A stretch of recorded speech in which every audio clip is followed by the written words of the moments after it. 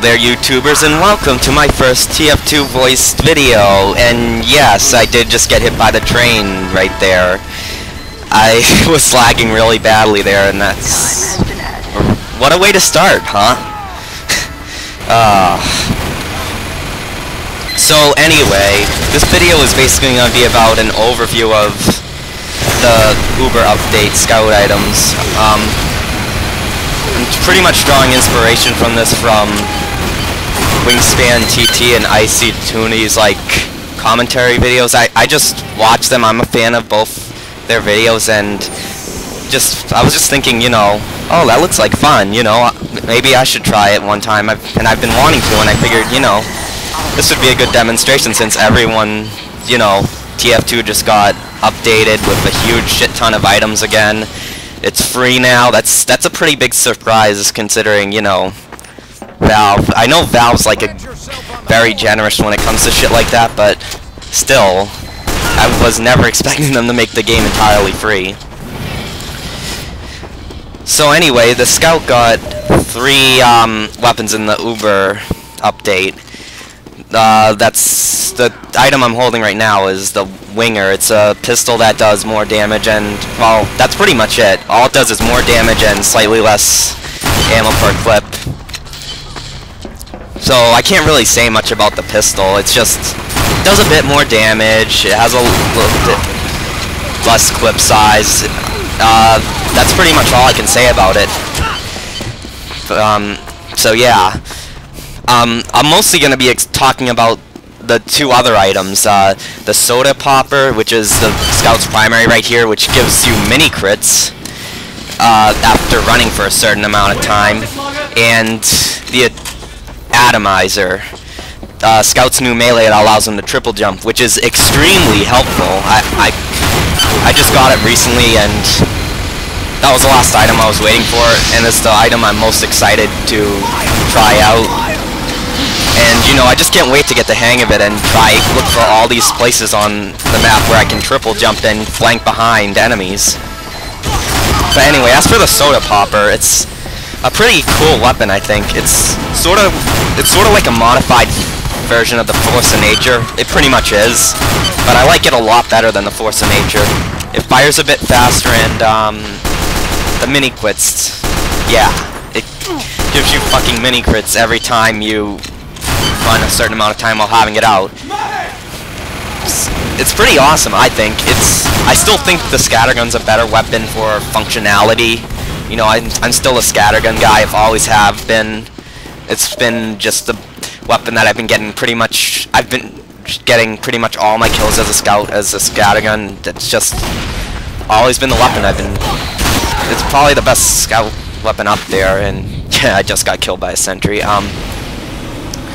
But the Soda Popper, I think, is a lot of fun. It's I'd say it's like the Huntsman version of the scattergun, if that makes sense, where it might not be as useful as, how the sniper rifle's the Huntsman's not as useful as a sniper rifle, if you're really good with the sniper rifle, but the Soda Popper, I think, is just pure out fun. It's just a ton of fun, just mini-critting enemies to death. Now, there is one complaint I have with it, and yeah, that was kind of fail right there. But anyway, you may have been noticing most of the time I've been holding my pistol out instead of, I've been holding the Winger out instead of the Soda Popper. That's because the mini crits for the Soda Popper, they're pretty much automatic. How should I say this? They activate as soon as the hype meter gets full, which I don't really like.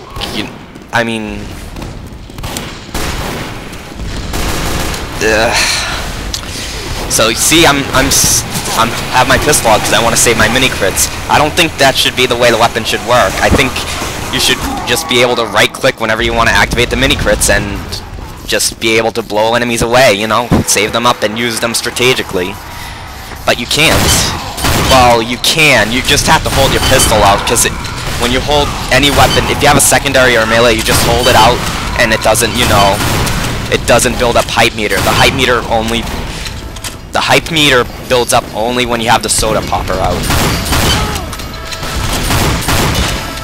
So that's the way I get around this. I hope that eventually they actually do add a right-click function, a secondary fire function to the soda popper, so that you can actually, you don't have to switch to your pistol whenever you want to save your hype.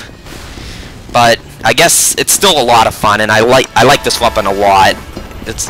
I still like the scattergun better, but it's a lot of fun just for a quick change of pace when I just want to play non-seriously and just blow enemies away. Yeah, this part's fail. I get backstabbed. And that spy gets me twice too. Actually, I let him just wander past me quite a few times in this video, if you've noticed. Just him wander past me. I just don't even notice him. I'm just going herp derp, herp derp. I don't see no spy, herp derp, even though he's just wearing the exact same items and stuff as me. Like right there, see? I just let him walk by. That's a really dumb mistake by me, and I do it quite a few times in this video. And I only just noticed it when I was looking at the demo, and just me fucking being an idiot and not noticing the spy. And usually that never happens. I'm usually on spies pretty much, and pretty much harass them the second I see them. And here's more fail right here. I mean, I get the teleporter down, but watch this. Yup, same exact spy. I can't tell if that guy's a freebie or not, like a free user or not. I'd assume he might be, because he has like no unlocks or anything on him. Like he doesn't have a hat or a misc item or anything on him. He just has a default spy model. Well, if he is a free user and this is his first time like playing the game, I'd applaud him, because he's doing a lot better than I did when I was first starting out as spy. Anyway, I should probably talk about the atomizer, but I've already talked about it a little bit. But basically, it gives you a triple jump, and you take 10 damage every time you use the triple jump, which isn't that much at all. I mean, you know, it's a lot. You know, 10 damage is still kind of a lot for Scout, but it's not really. It's definitely worth the triple jump if you use it, you know, strategically. It's great for getting by enemies, and plus, since you're a Scout, you can always just run it back and get health, so it's not really a big deal. And the only downsides to it is like less, like what was it again? Slower firing speed for the bat, and less damage for the atomizer. Does this? It doesn't affect your primary or secondary at all. It just affects the melee weapon. So, considering as a Scout, most of the time you're going to be using your primary anyway, it's definitely, you know, it's definitely barely even a disadvantage, really, to, I mean, I never use a fucking bat as a Scout, unless I'm, like, extremely desperate and I'm just failing at aiming, you know? So, I think this is probably one of the best this is probably the best melee unlock for the Scout yet, I think. I'm definitely going to be using it as my main loadout along with the scattergun and pistol. Unless they, yeah, I'll probably stick with the regular pistol and not the winger, because the extra clip size actually does come in handy.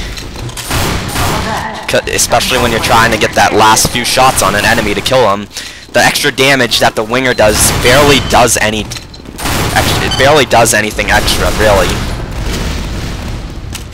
From what I can tell.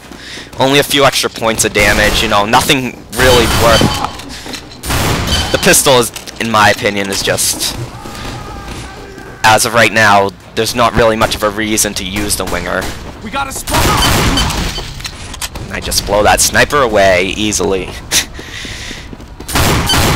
And yeah, what else can I say?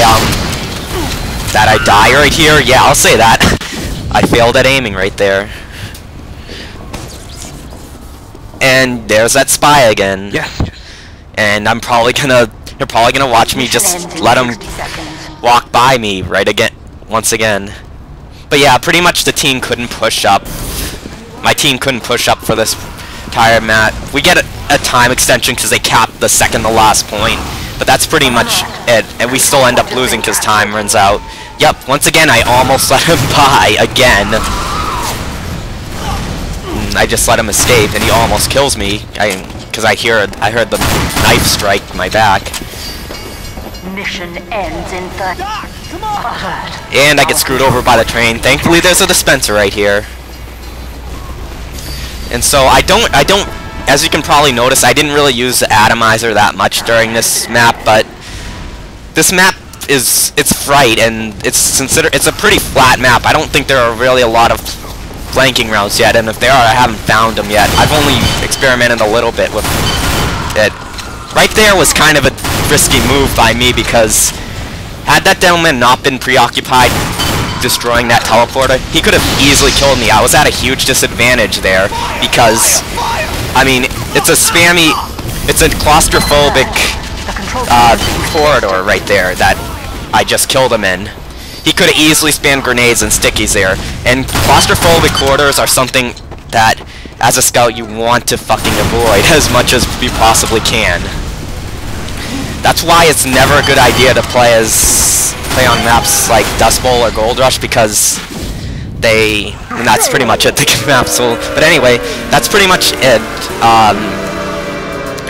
For Dust Bowl and Gold Rush, you should never be a scout on those maps, because there's like no flanking routes whatsoever, and the entire scout class is pretty much built upon flanking routes.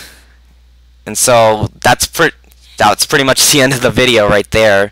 Hopefully you guys enjoyed my analysis of the new weapons, and if you like this video, subscribe, because I plan on making more videos in the future, and hopefully once I plan on getting a capture device soon, and eventually I'll be able to try to make Let's Plays videos for other games, like console games and stuff like that. So that's all I have to say. Peace, guys.